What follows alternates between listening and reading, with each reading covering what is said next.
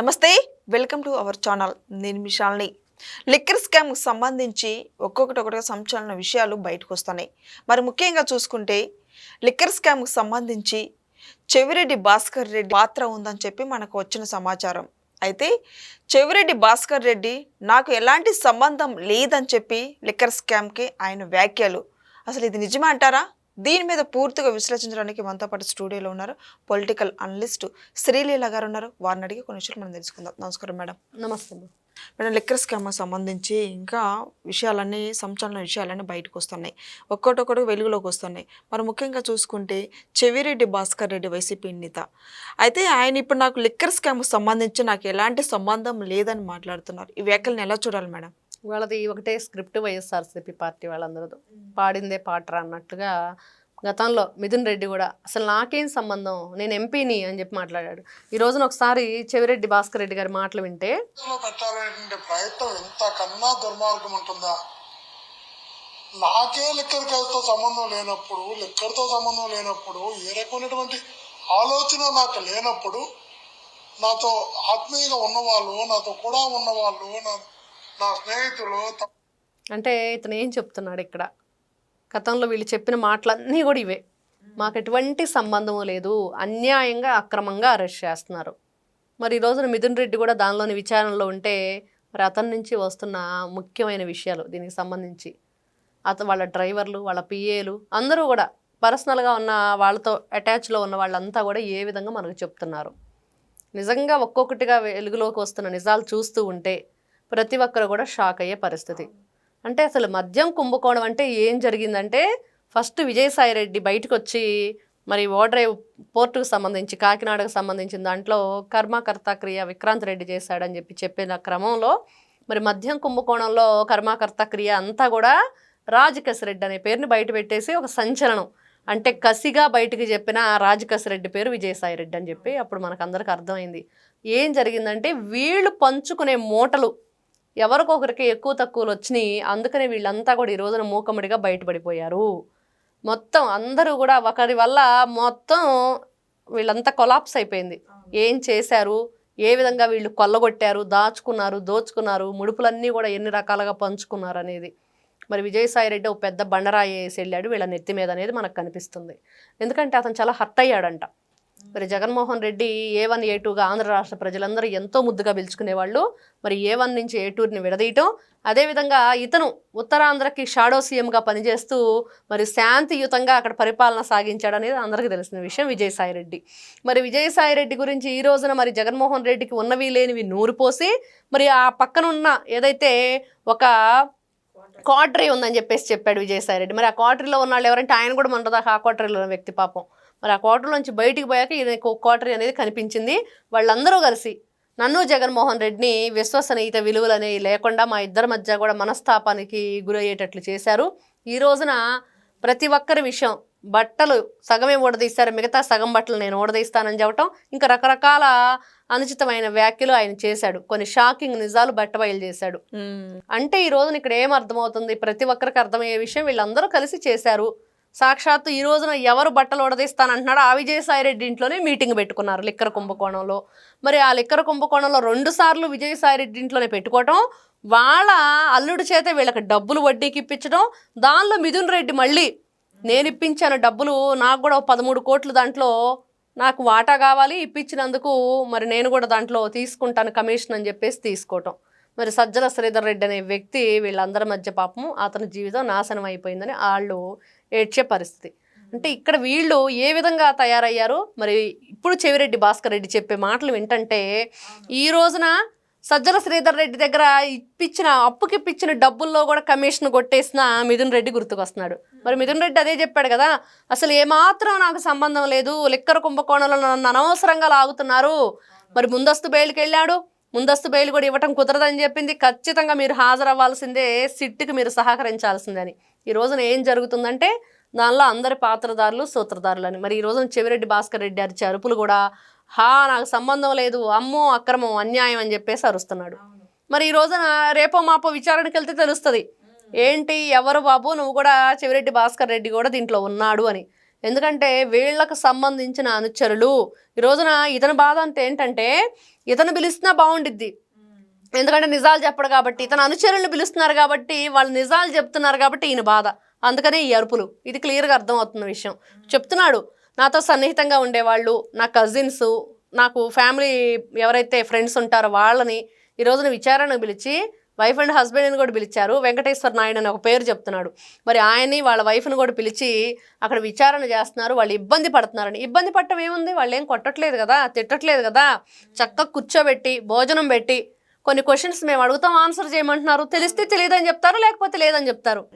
ఈ రోజున వాళ్ళు ఏమన్నా మీరు రఘురామకృష్ణరాజు గారిని చేసినట్లు కస్టోడియల్ టార్చర్ చేయట్లేదు కదా ఎవరిని. దాంట్లో ఇబ్బంది పడేది ఎందుకు? ఎందుకంటే ఇక్కడ అనుమానం ఉన్నప్పుడు ఎవరినైనా విచారించే హక్కు కోర్టులకి, న్యాయస్థానాలకు, అదేవిధంగా పోలీసులకు ఉంది. చట్టం తన పని తాను చేసుకుపోతుంది. మీరెందుకు ఈ విధంగా రోధిస్తున్నారు, ఇలాంటి రోదనలు ఎందుకు వినిపిస్తున్నారు ప్రజలకంటే? ఖచ్చితంగా వీళ్ళ బాధ అంతా ఏంటంటే అదేదో సామెత చెప్పినట్లుగా మొగుడు కొట్టినందుకు తోడుకోళ్ళు నవ్వినందుకు అన్నట్లుగా వీళ్ళని అరెస్ట్ చేస్తే నిజాలు బయటకు రావు కాబట్టి ఎవరిని విచారించాలో వాళ్ళని విచారిస్తున్నారు కాబట్టి వీళ్ళ విషయం బయటకు వస్తుంది ఈ రోజున. అది వీళ్ళ బాధ. రెడ్డి భాస్కర్ రెడ్డి వేల కోట్ల దన్నుకున్నట్టు వార్తలు వస్తున్నాయి మేడం. ఖచ్చితంగా అతను ఇక్కడ చూస్తే తిరుమల తిరుపతి సంబంధించి అక్కడ ఏదైతే నియోజకవర్గంలో, చంద్రగిరి నియోజకవర్గంలో అతను చేసిన అక్రమాలు, మరి ఓటింగ్ టైంలో కూడా పులివర్తి నాని గారి మీద ఏ విధంగా దాడికి పాల్పడ్డారు. లిక్కర్ స్కామ్ సంబంధించి ఏపీలో జరిగితే ఇక్కడ హైదరాబాద్ నుంచి ఆయన అమౌంట్ తెచ్చుకున్నట్టు వార్తలు వస్తున్నాయి. అంటే ఇక్కడ ఒకటి జరిగింది. Jaganmohan Reddy brother, cousin brother ఎవరో హైదరాబాద్లో ఉన్నాడు. అతని పేరు సునీల్ రెడ్డి, అనిల్ రెడ్డి ఏదో సమ్ పేరు వస్తుంది.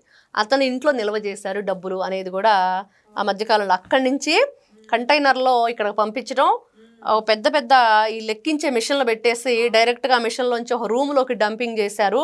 మరి ఇది ఇంకా ఎక్కడెక్కడికి తరలించారు, రాష్ట్ర నలుమూలల, దేశ నలుమూలల. ఏ విధంగా దీన్ని అంచనా వేయాలో కూడా తెలియని పరిస్థితి. అంటే మద్యం కుంభకోణం ఏ కోణంలో విచారించాలో కూడా అధికారులకు అర్థం కాని పరిస్థితిలో ఉన్నారు. అంటే తవ్వే కొద్దీ వస్తుంది లోపల నుంచి. పుట్టలో పాములు పిల్లలు అది 100 గుడ్లు పెట్టిద్దారంటారు. ఆ విధంగా వీళ్ళు కూడా ఇన్ని తప్పులు చేసి మరి ఒకరి నుంచి ఒకరికి లింక్ అయ్యి ఉంది ఇదంతా. అవును, ఈ చైన్ సిస్టమ్ లా ఉంది. వీళ్ళందరూ కూడా అతి త్వరలోనే కటకటాలు లెక్క పెడతారు. ఎందుకంటే ఎంత రాష్ట్రాన్ని ఏ విధంగా వీళ్ళు దోచుకున్నారు, రాష్ట్ర ప్రజలను ఎన్ని విధాలుగా ఇబ్బంది పెట్టారు. మరి 1-2 వేల కోట్ల రూపాయలు ఈ రోజున మీరు అక్రమంగా మద్యం తయారు చేయటమే, అన్యాయంగా ప్రజల ప్రాణాలు తీయటం, వాళ్ళ జీవితాలని ఏ విధంగా సర్వనాశనం చేశారు, ఇంకా ఏ తప్పు చేయలేదన్నట్లుగా బొంగుతున్నారు. కాబట్టి ఈ రోజున ఒక చెవిరెడ్డి భాస్కర్ రెడ్డి వంటాలు ఇట్లాంటి డైలాగులు విని విని విసిగి వేసారిపోయారు ప్రజలు, అధికారులు. కాబట్టి ఈ రోజున ఇక్కడ మనకు కనిపిస్తుంది ఏంటంటే ఈ విచారణలో ఈ రోజున రాజకేశ్వరరెడ్డి డ్రైవర్ శ్రీకాంత్ని ప్రశ్నించిన తర్వాత కొన్ని నిజాలు, ఎందుకంటే వాళ్ళు వెంటనే చెప్పేస్తున్నారు. వీళ్ళలాగా ఆరితేరిన దొంగలు కాదు కదా వాళ్ళు. వీళ్ళంటే గజ దొంగలు, దోపిడి దొంగలు, దారి దోపిడి దొంగలు, ఇన్ని విధాలుగా వీళ్ళు ఆరితేరారు. ఏ విధంగా కొల్లగొట్టాలి. మరి కాకాణి గోవర్ధన్ రెడ్డి అంటాళ్ళు ఉగ్రవాదులు యూజ్ చేసే యాప్, టెర్రరిస్టులు అట్లాంటి యాప్ యూజ్ చేస్తున్నారంటే వీళ్ళ సైకో బుద్ధులు, వీళ్ళ సైకో ఆలోచనలు ఉగ్రవాదుల కంటే ఇంకా ప్రమాదకరంగా రాష్ట్రానికి వీళ్ళు తయారయ్యారు. రాష్ట్రాన్ని ఏ విధంగానైనా నాశనం చెయ్యాలి అనే ఉద్దేశంతో 5 సంవత్సరాలు అధికార దుర్వినియోగం చేస్తూ అధికార గర్వాన్ని, మదాన్ని తలకెంకించుకొని వీళ్ళు విర్రవీగిన ఆ రోజున ఏ విధంగా చేశారో మనం చూసాం 2019 నుంచి 24 వరకు. ఈరోజు సజ్జల ప్రెస్ మీట్ పెట్టి మేడం. ప్రెస్ మీట్లో కూటమి ప్రభుత్వం వచ్చి సంవత్సరం అవుతుంది, సంవత్సరం లోపు రాక్షస పాలన నడుస్తుంది, ఇచ్చిన హామీలు గాలికి వదిలేశారు అన్న వ్యాఖ్యలను ఎలా చూడాలి మేడం? అయ్యా సకల శాఖ మంత్రి సజ్జల రామకృష్ణారెడ్డి గారు, ఒకసారి మీరు ఇంకా జగన్మోహన్ రెడ్డి గారు కళ్ళు మూసుకోండి అన్నారు. ఆ కళ్ళు మూసుకొని ఉన్నట్లున్నాడు. ఇంకా నిద్రలోంచి బయటకు వస్తే ఇక్కడ నిజ జీవితంలో ఏం జరిగిందో తెలుస్తుంది. నిద్రపోతున్నాడు ఆయన. నిద్రలోంచి మేలుకుంటే ఈ రోజున రాష్ట్రంలో ఏం జరిగింది, అభివృద్ధి ఏంటి, ఈ రోజున సంక్షేమం ఏంటి, మరి పిల్లలకి బంగారు భవిష్యత్తు ఏ విధంగా ఏర్పడుతుంది, ప్రతి ఒక్కటి వీళ్ళలాగా పరిపాలన చేసి ప్రజల్ని ఏ విధంగా దండుకున్నారు, ఎవరు అన్యాయం కాకుండా ఉన్నారు వీళ్ళు అధికారంలో ఉన్నప్పుడు. ఈ రోజున అతను సంవత్సర పరిపాలన గురించి మాట్లాడుతున్నాడు. మీరు 5 సంవత్సరాలు పరిపాలన చేసి ఏం ఉద్ధరించారు రాష్ట్రాన్ని? మీరు 1000 రూపాయలు 2000 రూపాయలు పెంచుతానని చెప్పి జగన్మోహన్ రెడ్డి ఏదో ఆ రోజున డబ్బాలు కొట్టుకున్నాడు. తర్వాత ఏం చేశాడు? 250. మరి మీరు సమాధానం చెప్పగలుగుతారంటే ఏదో కాకమ్మ కబుర్లు చెప్పారు ఆ రోజున. మరి ప్రతి ఇంట్లో ఎంతమంది పిల్లలు ఉంటే అంతమంది పిల్లలకి అమ్మఒడి అని చెప్పేసి భారతిరెడ్డి స్వయంగా వచ్చి చెప్పింది. మరి ఒక్కరికి కూడా ఇచ్చిన పాపాన బల. ఎందుకంటే ఏదో వాళ్ళకి సాకులు, 4-వీలర్ ఉందని, ఫ్రిడ్జ్ ఉందని, ఇంకోటి ఉందని ఏదో చెప్పేశారు, తప్పించుకున్నారు. కానీ ఈ రోజున కూటమి ప్రభుత్వం అలా కాదు. 3 సిలిండర్ ఉచితంగా సంవత్సరానికి. మరి సిలిండర్ల డబ్బులు మీరు ఎప్పుడు తీసుకుంటే అప్పుడు కాదు, ముందే ఇస్తామన్నారు. రేపు తల్లికి వందనం రాబోతుంది. మరి తర్వాత అన్నదాత సుఖీభవ అయిపోతున్నారు. ఈ జూన్లోనే 10వ తారీఖు అట్లా వస్తుంది. మరి ఆగస్టులో ఫ్రీ బస్సు వస్తుంది. అన్నీ ఇంకెక్కడ అన్ని సంక్షేమ పథకాలు, ఇప్పుడు సూపర్ 6 అనేవి అన్నీ అయిపోయినాయి. ఇంకా వీళ్ళకి ఏం కావాలి అంటే వీళ్ళని ఇంకా అరెస్ట్ చేయలేదు, అదొకటి జరగాలి. ప్రజలందరూ అదే కోరుకుంటున్నారు. మాకు సంక్షేమ పథకాలైనా అవసరం లేదు, కానీ మమ్మల్ని ఇంత సంక్షోభంలోకి నెట్టేసిన వీళ్ళు మాత్రం ఈ రోజున రాష్ట్రంలో ఉండటానికి వీల్లేదు. ఇంకా కాలనాగుల్లాగా విషం జిమ్ముతున్నారు. ఇంత గుంట నక్కల్లాగా తయారయ్యారు. ఇంత రాక్షసుల్లాగా పైశాచిక ఆనందంతో ఏ విధంగా విర్రవీగుతున్నారు. కాబట్టి ఇట్లాంటి వ్యక్తుల్ని వదిలిపెట్టకండి. వీళ్ళని అతి త్వరలోనే విచారణ చేసి జైలుకు పంపించడానికి ప్రజలు కోరుకుంటున్నారు. కాబట్టి వీళ్ళు ప్రతిసారి ఏం మాట్లాడతారంటే అసలు మాకేం తెలియదు, మేము ఎరగం, మేము ఇట్లాంటి తప్పులు చేయలేదు, మేము ధర్మరాజు పరిపాలన చేశామని మాట్లాడతారు. కానీ విచారణ జరిపించిన తర్వాత తెలుస్తుంది ఏంటి, మిథున్ రెడ్డి, రాజకేశ్ రెడ్డి ఇవన్నీ కూడా నిలువెత్తు సాక్ష్యాలు ఆల్రెడీ ఉన్నారు లోపల. మరి ఈ రోజున చెవిరెడ్డి భాస్కర్ రెడ్డి అరెస్ట్ అవుతారంటారా, ఏమంటారు మేడం? ఖచ్చితంగా అరెస్ట్ చేస్తారు. ఎందుకంటే ఇప్పుడు అతన్ని అరెస్ట్ చేయాలంటే ఇతనితో పాటు ఉన్న సహచరులందరినీ కూడా విచారణ జరుపుతున్నారు. వాళ్ళ నుంచి వచ్చే నిజాలేంటి, అసలు సాక్షాత్తు బాలాజీ గోవిందప్పే కారు డ్రైవ్ చేసుకుంటూ వెళ్ళాడు అనేది మనం విన్నాం. ఎందుకు డ్రైవ్ చేసుకుంటూ వెళ్ళాడు, దాంట్లో ఏమున్నాయి, బంగారు బిస్కెట్లు కాదు బంగారు ఇటుక రాళ్ళు ఉన్నాయి అంటున్నారు. మరి బంగారు ఇటుకలు కూడా ఉంటాయా, కేజీల కొద్దీ టన్నుల కొద్దీ? మరి ఈ విధంగా వీళ్ళు రాష్ట్రంలో అడ్డగోలుగా ఏ విధంగా అడ్డదారులు తొక్కారు అనేది ఒక్కొక్కటిగా బయటకు వస్తుంది. ఖచ్చితంగా ఇతనితో పాటు ఉన్న వ్యక్తులు ఎవరైతే ఉన్నారో వాళ్ళు చెప్పే నిజాల మీద ఇతని అరెస్టు ఆధారపడింది. Okay, thank you madam. నమస్తే.